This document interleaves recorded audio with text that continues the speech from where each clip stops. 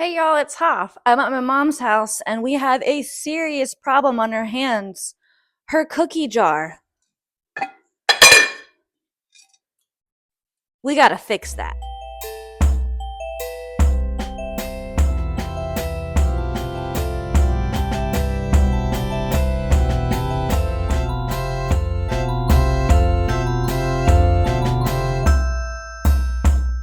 The good news is we got a bunch of ripe looking bananas.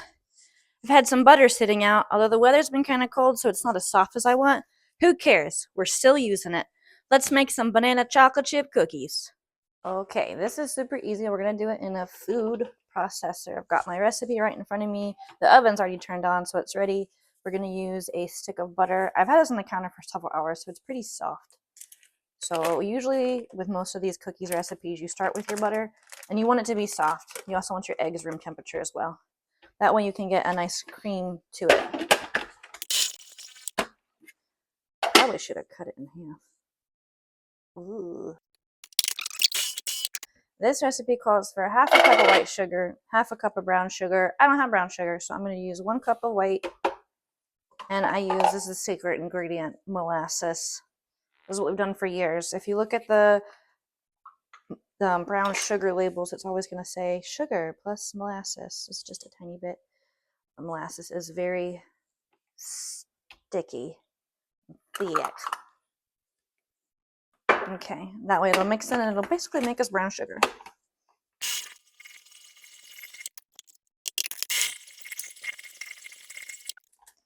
Next we do our eggs. Usually with these, again, you're going to do room temperature eggs and add them one at a time.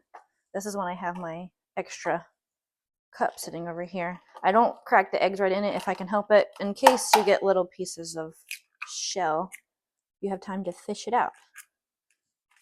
Okay. Egg number 1. Also, sometimes some recipes call you for separating the egg yolks and whites. Ooh, I got some shell in here. It's actually easier grabbing the eggshells when you're wearing gloves versus not wearing gloves. So, got my non-alcoholic vinegar. Not vinegar, vanilla. This is made with glycerin-based vanilla.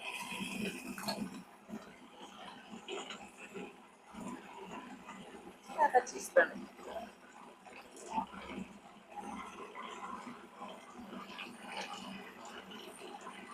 We're gonna do 3 bananas.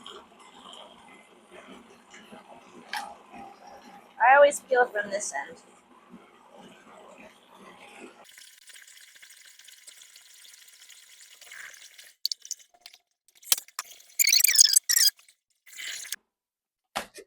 Ooh, nice. It smells very banana-y.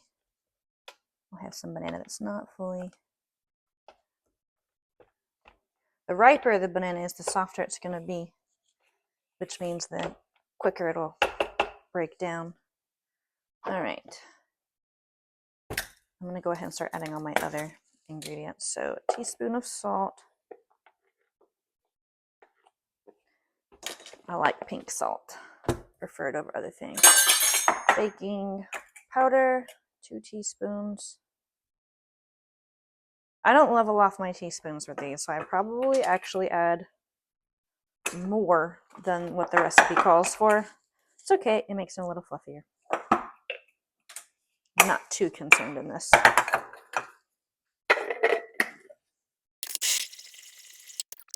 Flour.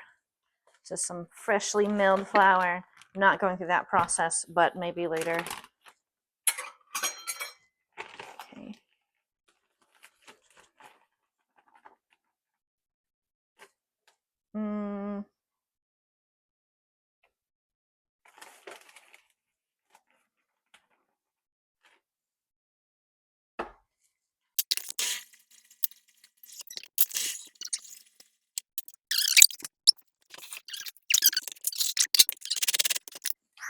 These are thick.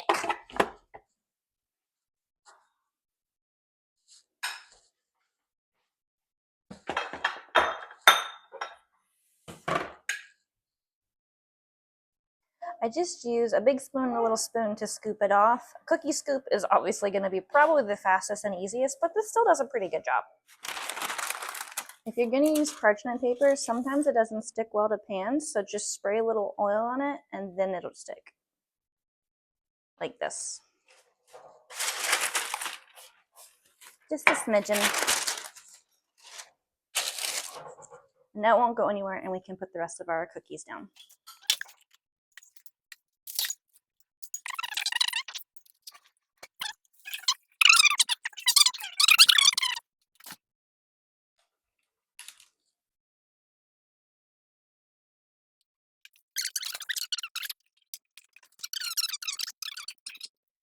Okay, the cookies are out of the oven. They've been sitting on the pan for like, I don't know, 2 or 3 minutes, but they're nice and soft, fluffy, dreamy clouds.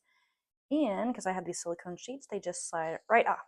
So I'm going to put these now on the cooling rack so they can finish cooling down if they don't get eaten all up before then. And now our pan is ready to reload with another batch to go back in the oven. I was cleaning and I found this and I was like, oh my gosh, it's the one ring to rule them all. It's a perfect fit. And guess what? You can't see me. So my last bit I did for 10 minutes and I went ahead and turned the oven off. They're not quite as crispy as I want them to be. So even though I turned the oven off, I'm going to close it and give it another few minutes before I take them out. The thing with using the spoons instead of scoops is you might get different odd shapes, and especially with the way these puff up. But that's okay. That kind of adds to the fun of the cookies because who wants to eat perfect cookies? It makes me feel like they're full of processed junk if they're perfect. In my family, especially with my dad and brothers, you can't just give somebody 1 cookie or 2 cookies. You got to give them a plate of cookies, and if it's my brother, you got to give him a cup of milk with it too.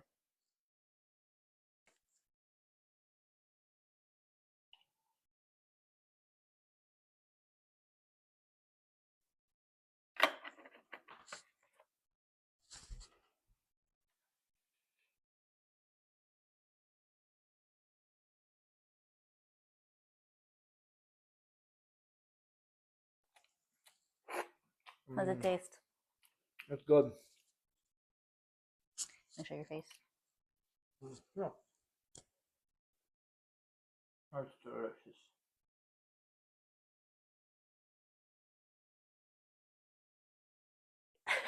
Why does everybody make that face when they're like, oh, top quality, this is great? These cookies are kind of fun because they stick together. So when you go in the cookie jar, you don't just get one, you get a bunch.